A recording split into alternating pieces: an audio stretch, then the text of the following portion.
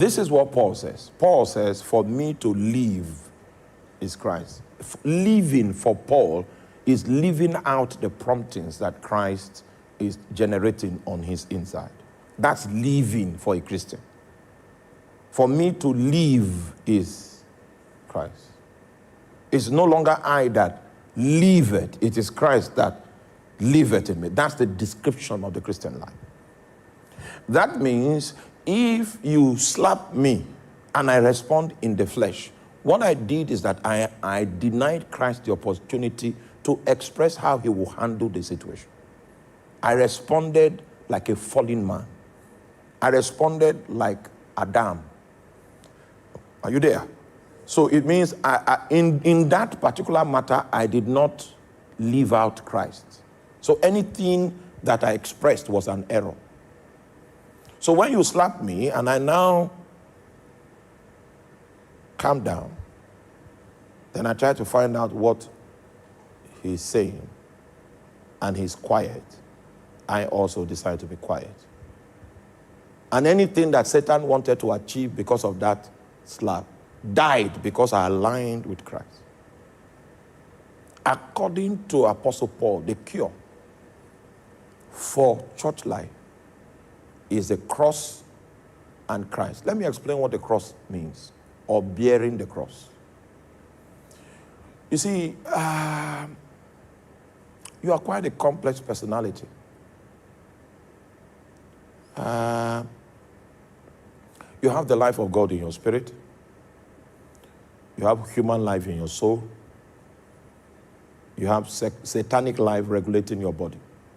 That's what we call sin, satanic life. It's the venom of the serpent that was released into Adam. It's governing the body. It takes advantage of your appetites, and it wants to use your appetites to master you, to control you, to manipulate you. So 3 lives: human life, satanic life, or the life of sin, and then divine life. So when something touches you, you get responses from 3 levels: divine life, human life, satanic life. Think about it. That means you're a very complex person. There are 3 possible responses that can come from you at every given time. You have the potential as a Christian. Meanwhile, this is not my lecture for the night. I'm just trying to summarize what each book that Paul wrote is. Then we arrive at 1st and 2nd Thessalonians, then I start teaching. Are you? When you are faced with a situation, your response can be at 3 levels. You can operate from your spirit. That means you operate the way God would have operated. You can operate from your soul. That means you operate the way man would have operated. You operate from your body. Your body becomes the organ that is the lead organ. You operate the way Satan would have operated. Can you see that? That's a complex situation. So if you are going to perpetually operate the way God wants you to operate, there is something called the cross. How many of you still remember the cross? You don't remember the cross? Let me give you an idea. If you were to be crucified now, sister, what's your name? Huh? Ozioma. All right. So if Ozioma were to be crucified now and a cross was placed on her back, maybe for the past 2 years you've been looking for Hollandis, a particular type of Hollandis, and then they put that cross on her. She's going to Golgotha to be crucified. And then Digna now comes and says, the Hollandis, I found it. You see, she cannot desire the Hollandis again because she's already going to be crucified. Think about it. Huh? I say, hey, finally that house in Abuja has come out. But where is she going? She's bearing the cross. She can no longer desire the things that this world is throwing at her because of the weight of what? Oh, you are not answering. Okay. Now, as you are not answering, what we will do is that we will... Oh, I've been warned by the people online that When you people are not responding, I should not. So this cross, as long as you are carrying it, the weight of the cross will affect what you can desire. Are you with me? Good. If God begins to administer the cross on you, it will affect your desires. Somebody is crying because he doesn't have an Apple phone. If the weight of the cross comes upon you, you will see an Apple phone, you will trivialize it. Not because it's not good, because you have discovered that you can do without it. That's how the power of the things that pertain to this world break before you. Because the cross gives you the ability to live without it.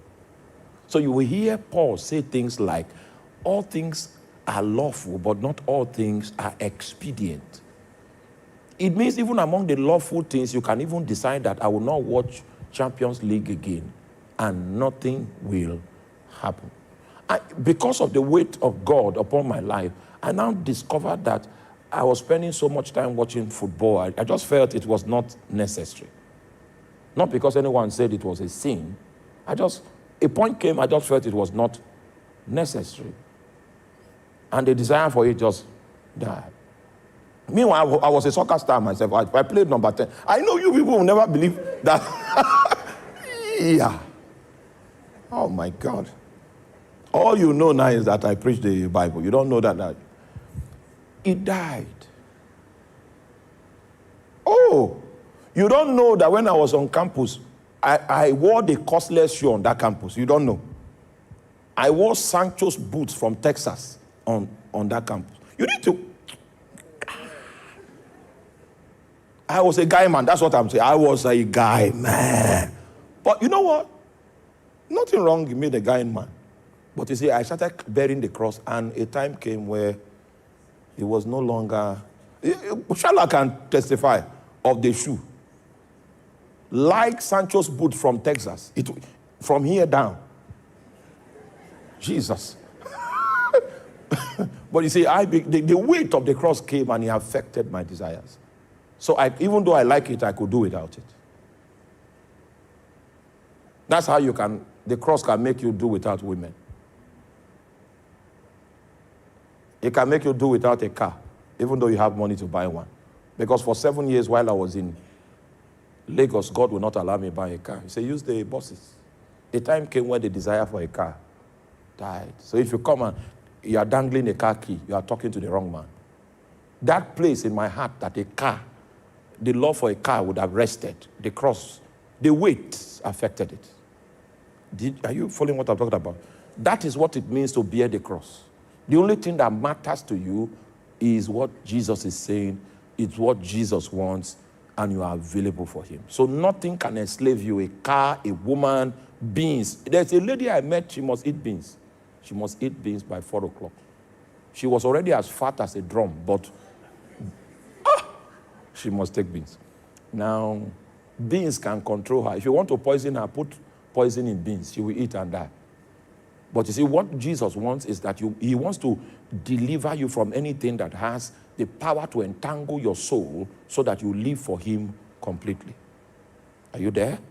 So the 2-point solution that Apostle Paul recommends to the Corinthians, and we are going to do an analysis. If we start doing book study and we bring out Matthew, we bring out Mark, it will take time.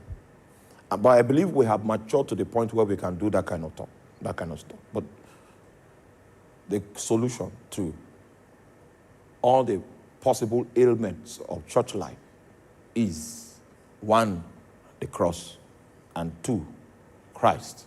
That was the prescription that he gave to the Corinthian church. Because the Corinthian church was a gifted church. They were moving in the gifts of the Spirit. They could prophesy, but there was immorality on the rise. They were flowing with women. One even went and began to sleep with his father's wife. I was still moving in the Spirit, too. He could still prophesy. Don't say the Lord. But he will end up sleeping with his father's wife. So that was how the church was. It was very rowdy, very unspiritual, but highly gifted. And the prescription that Apostle Paul gives is Christ and what? His cross. So, when a situation presses me, the way I respond can be threefold. So what Paul is saying is that when the flesh is pressing and demanding for response at that level, cast that desire to the cross. When self is pressing for a response at that level, cast that desire to the cross. Paralyze it by the cross. The only prompting you should allow is the one that comes from Christ, because that's your new personality. For me to live is Christ. Did you get it?